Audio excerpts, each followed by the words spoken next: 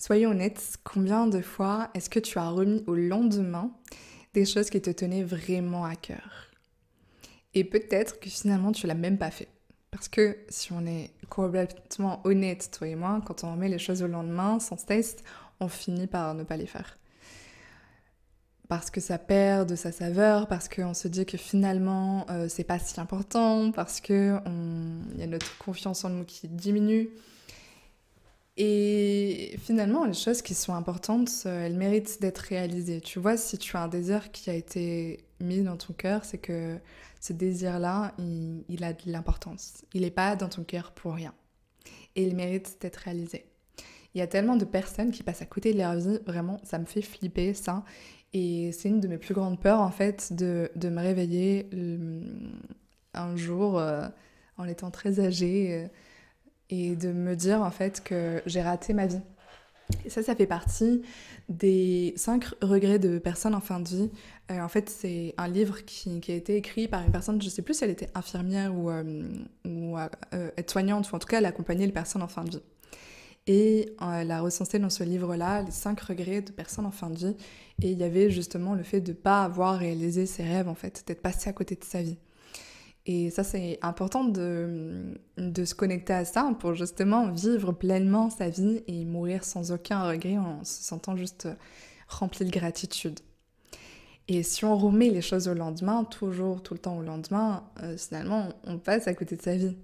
Alors comment est-ce qu'on fait pour justement s'épanouir, passer à l'action avec courage? Alors là-dessus, je voulais te transmettre plusieurs choses. Les choses qui peuvent bloquer le passage à l'action, ça peut être la peur de l'échec, la peur du rejet, mais aussi la peur de réussir. En fait, toutes ces peurs-là, elles sont reliées à la peur archaïque qui est la peur de l'isolement. On a 3 peurs archaïques, dont la peur de l'isolement. Ces peurs archaïques, ça veut dire qu'en fait, au bout du bout, on a peur de mourir. C'est notre inconscient, notre esprit qui veut nous protéger et donc il crée certaines peurs en fait.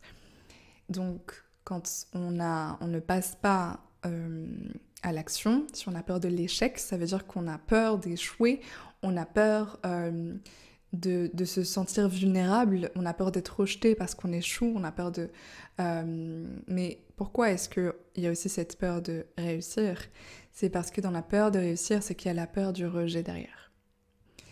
Ça, c'est quelque chose que j'ai déjà vécu il y a plusieurs années. En fait, j'étais au début de mon activité professionnelle et ça a très vite démarré. J'ai eu mes premières clientes, j'ai eu mes premières réussites, mes premiers succès. Et en fait, je l'ai partagé avec une amie qui, elle galérait en fait. Et elle me disait, écoute, moi je préfère pas que tu me transmettes ça parce que ça me renvoie à quelque chose qui est difficile pour moi et donc ça me met dans une situation inconfortable et j'aime pas ça en fait.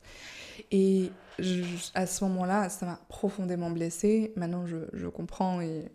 Mais sur le moment, j'ai vécu en fait ce truc-là d'une façon vraiment pas facile. Et je me suis dit, mais en fait, réussir, je me retrouve au sommet de la montagne toute seule. C'était ce que j'avais intégré à ce moment-là. Finalement, j'ai fait un travail sur moi et je ne vis plus du tout les choses de cette façon-là. Mais il y a des personnes qui, avant même de commencer, ont peur de réussir, ont peur de trop briller, ont peur d'avoir le regard sur elles, ont peur d'être jugées par leur entourage, ont peur d'être prétentieuses, ont peur d'avoir trop confiance en elles.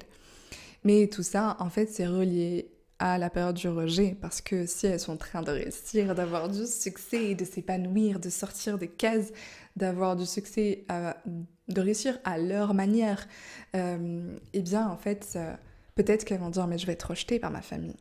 Je serai plus dans la loyauté familiale. Ça, c'est quelque chose que j'ai aussi entendu par une personne que j'ai accompagnée en coaching et on a traversé ça, en fait, le fait de pouvoir réussir,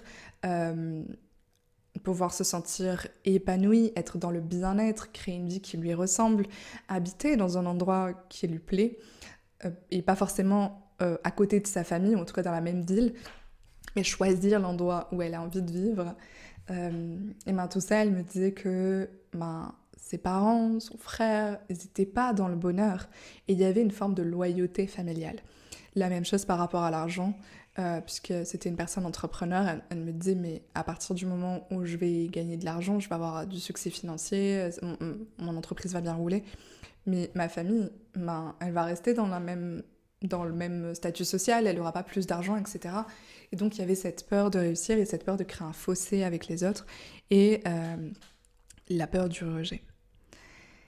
Quand on vient faire ce travail intérieur par rapport à nos croyances là-dessus, où on s'autorise en fait à avoir du succès, où on s'autorise à être dans le bonheur, eh bien on passe à l'action parce qu'on sait que finalement notre bonheur, le fait de rayonner, le fait de se sentir bien, peut-être que ça va impacter certaines personnes, ça va leur faire un effet miroir, ça va être inconfortable, ça va être désagréable, mais si tu as aussi confiance en toi, et moi c'est ça que je manquais, à l'époque je manquais de confiance en moi, j'avais du succès mais j'étais pas pleinement dans l'amour de moi et dans la confiance en moi, donc c'est ça qui a fait en sorte que je me suis sabotée par la suite.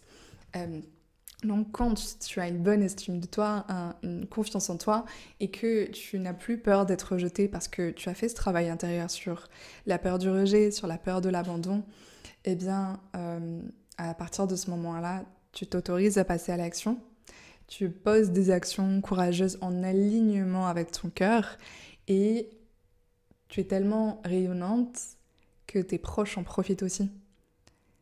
Et que tes proches se sentent bien parce que toi, t'es dans l'amour et donc t'es encore plus présente pour eux, t'es encore plus à l'écoute, t'es encore plus un rayon de soleil pour tes proches en fait. Et donc là, ça va créer des connexions encore plus belles avec eux.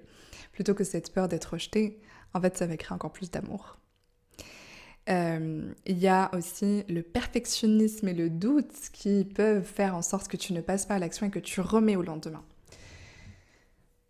Le perfectionnisme, c'est quand tu attends que tout soit parfait, quand tu attends d'avoir le plan exact, que tu attends de savoir exactement comment les choses vont se passer et que tu es là en train de chipoter sur les détails, que tu te demandes tout le temps est-ce que c'est assez bien, est-ce que le truc il est assez centré, est-ce que le plan il est assez cadré, est-ce que le timing sera bon. Toutes ces choses-là qui ont l'air bien en fait, parce que souvent quand on dit oh quel est votre défaut, on adore dire je suis perfectionniste. On adore voir notre perfectionnisme comme finalement quelque chose qui serait positif parce que ça voudrait dire qu'on fait les choses bien, que ça nous tient à cœur. Et pas du tout. Pas du tout. En fait, on peut être quelqu'un pour qui le travail bien fait est important. Quelqu'un qui bâcle pas son travail, quelqu'un qui aime organiser, qui aime que les choses soient bien faites, mais sans rentrer dans le détail, parce que le diable se cache dans les détails. Donc, quand tu es connecté à l'amour, quand tu es connecté à la confiance en toi, que tu as confiance en toi, en fait, tu sais que ce que tu fais, c'est bien. Tu vas y mettre ton énergie, tu vas y mettre ton enthousiasme, tu vas y mettre ta joie, ça va être contagieux et ça va être bien fait, en fait. Quand on veut que tout soit parfait, finalement, ça n'est jamais fait. Donc, quand tu lâches prise avec la perfection, on s'en fiche si tout n'est pas parfait tant que c'est fait et tant que c'est fait avec le cœur. Et ça, c'est profondément en lien, encore une fois, je me répète, mais tout est relié, c'est encore une fois en lien avec l'estime de soi. Donc quand j'ai travaillé mon estime de moi, en même temps, je me rappelle, c'était une séance avec une thérapeute exceptionnelle, on a travaillé là-dessus, sur l'estime de moi et en même temps sur le fait de me laisser guider par le divin, d'être profondément en lien avec mon intuition et de faire les actions justes, en fait, de sortir du contrôle. Et là, révélation. Tadam. Vraiment, c'était un moment vraiment extraordinaire pour moi et je n'ai plus été dans le perfectionnisme. Parfois, je sens que je le suis et dans ces cas-là, j'arrive à le sentir très rapidement et à prendre du plaisir en fait et à lâcher le perfectionnisme. Parce que parfois on a des mécanismes qui reviennent en fait et plus on les observe avec conscience, avec discernement et plus finalement ils s'en vont. Et je voulais te transmettre une deuxième chose, donc ça c'est sur tout ce qui est ton monde intérieur, tout ce que tu peux transformer dans ton monde intérieur, dans tes croyances pour eh bien, être dans les bonnes conditions pour ne plus remettre les choses au lendemain. Il y a une autre chose qui concerne la volonté et la discipline. En fait, on a besoin de ce cadre-là pour avancer. Et souvent, ça fait peur. C'est un mot qu'on n'aime pas, qui est souvent... genre, on n'aime pas la volonté, on n'aime pas la discipline. C'est trop dur, c'est trop de contrôle. C'est parce qu'en fait, dans notre cerveau, il y a deux façons d'agir. Il y a notre bien-être immédiat, notre satisfaction immédiate et la satisfaction plus long terme. Quand tu remets les choses au lendemain, c'est que en fait tu es dans la satisfaction immédiate. C'est que tu es en train d'échapper à la souffrance. Tu veux échapper à la souffrance de ce truc de j'enclenche, tu vois, de allez, on y va. J'ai une anecdote de ce matin. J'étais chez ma mère, on est allé au marché ensemble et dès que je lui dis ah tiens on va au marché, on va acheter des tomates, youp, on y est allé, c'était trop bien. Elle m'a dit tu vois moi j'adore aller au marché, c'est trop bien, on y va ensemble et tout, mais quand je suis toute seule, ben je la flemme, vraiment, je la flemme, j'ai pas envie. Et je dis ouais je comprends, mais en fait c'est parce qu'il te manque l'impulsion, c'est ce premier on y va qui change, parce que moi je suis un bélier, je suis leader, moi des fois, j'ai plutôt appris à me calmer. Donc le passage à l'action, c'est, j'allais dire, inné. Il y a une forme d'inné, en tout cas. C'est facile pour moi. Et j'aime ça. Mais ça l'est pas pour tout le monde. Et donc, quand on est ensemble, eh bien, c'est plus facile pour elle parce que je suis ce moteur. Mais quand elle est toute seule, elle n'a pas envie d'y aller, en fait. Elle a envie. Je me trompe, je me corrige. Elle a envie d'y aller, mais elle a la flemme. Et ça, c'est parce que ton esprit lui dit ça va te demander un effort de t'habiller, de mettre tes chaussures, d'aller marcher pour aller jusqu'au marché, blablabla. C'est comme si c'était beaucoup plus facile de ne rien faire que de faire quelque chose. Ça, c'est notre esprit inconscient qui est comme ça. C'est plus facile de ne rien faire que de faire quelque chose. Et inconsciemment, si on n'agit pas en conscience avec le cœur, si on agit en mode pilote automatique, eh bien, on va rester dans cet état de latence de ne rien faire en fait. Et c'est beaucoup plus satisfaisant pour cette partie de nous parce que le résultat immédiat ce sera j'ai pas fait d'effort. Sauf que le résultat à long terme fait en sorte que en fait elle marche moins. Elle me dit que elle prend de l'âge aussi hein, comme nous tous, donc comme elle marche moins, eh bien elle sent qu'elle a moins d'endurance, etc. Donc finalement, si elle dépasse cette flemme, si elle dépasse la première intention qui est j'ai la flemme, si elle va au-delà de ça, eh bien elle va aller marcher, elle va aller prendre le soleil, elle va aller prendre l'air et ça va faire du bien à son corps et ça c'est un bien-être diffus, c'est un bien-être long terme.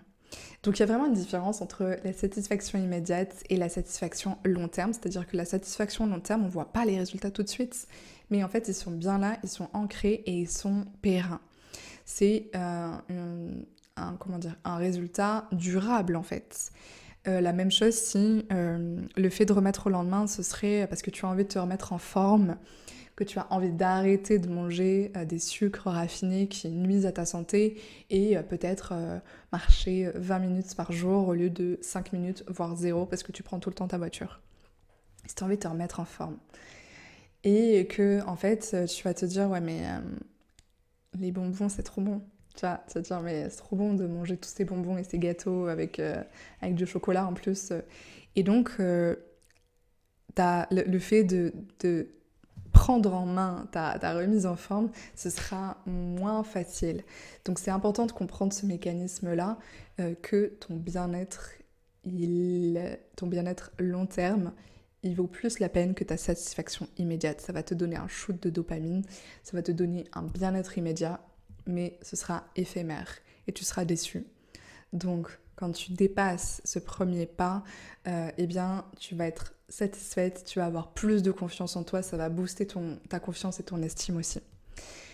Et il y a quelque chose de très important qui permet justement de vivre ça avec beaucoup plus de facilité, d'être motivé au quotidien, de savoir pourquoi est-ce qu'on fait ça. Justement, en fait, c'est quelque chose que je transmets dans mon accompagnement Cœur Vaillant. En fait, je te transmets comment avoir ta vision, ce que tu veux faire pour avoir de la volonté au quotidien, pour avoir de la motivation facilement tous les jours et de savoir pourquoi est-ce que tu fais ça. On vient travailler ce pourquoi-là qui va renforcer ta volonté et qui va faire en sorte que tu vas passer à l'action. En fait, dans mon accompagnement Cœur Vaillant, on voit ça, on voit comment avoir de la motivation facilement au quotidien. Et ça, c'est pas donné à tout le monde. Donc là, c'est quelque chose qui marche. Ça marche pour moi, ça marche pour les personnes que j'accompagne. Et on va faire tout ce travail intérieur aussi sur la peur du rejet, la peur de l'échec, la peur de réussir et tout ce travail intérieur-là qui va faire en sorte que finalement, tu vas passer à l'action beaucoup plus facilement et tu vas arrêter de remettre au lendemain ce qui a vraiment de l'importance pour toi. J'ai 2 cadeaux pour toi. Je vais te transmettre 2 cadeaux pour toi aujourd'hui. Il y a un premier cadeau qui est un e-book à télécharger gratuitement. Tu le trouves dans la description de la vidéo. En fait, c'est un e-book dans lequel je te donne 6 exercices qui vont te permettre justement d'avoir des émotions qui sont plus agréables, de dépasser les émotions lourdes, les émotions denses et te sentir beaucoup plus apaisé, ce qui va faire en sorte que quand tu es dans une meilleure condition émotionnelle, tu vas passer à l'action aussi plus facilement. Donc cet e-book-là, il est offert dans la description. Et le deuxième cadeau, last but not least, le deuxième cadeau, c'est un appel que je t'offre, un appel ensemble où on va passer 45 minutes ensemble, où on va faire le bilan en fait de ce qui ne fonctionne pas pour toi et comment est-ce qu'on peut le faire évoluer. Pourquoi est-ce que tu es bloqué dans ta situation ? Je vais t'apporter toute ma clarté avec des outils que j'ai et surtout aussi mon intuition. On va aller précisément voir qu'est-ce qui bloque. C'est un vrai appel de coaching qui dure 45 minutes.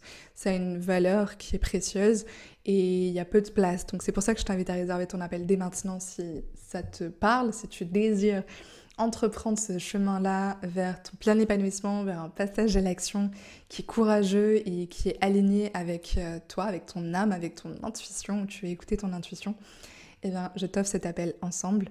Et c'est à cette occasion aussi, si je sens que je peux t'accompagner et tu es le type de personne que j'ai simplement du plaisir à accompagner et avec qui j'ai des résultats.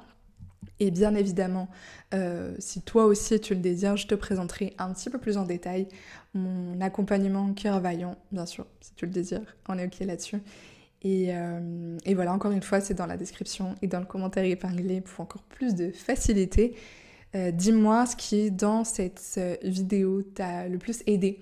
Qu'est-ce qui t'aide le plus pour justement passer à l'action. N'hésite pas à le mettre dans les commentaires, comme ça on se soutient ensemble. Et n'hésite pas aussi à t'abonner sur la chaîne YouTube pour ne rater aucune des vidéos. Et je te souhaite une très belle journée, une très belle fin de journée. Et je te dis à très vite dans une prochaine vidéo. Ciao, ciao, à bientôt.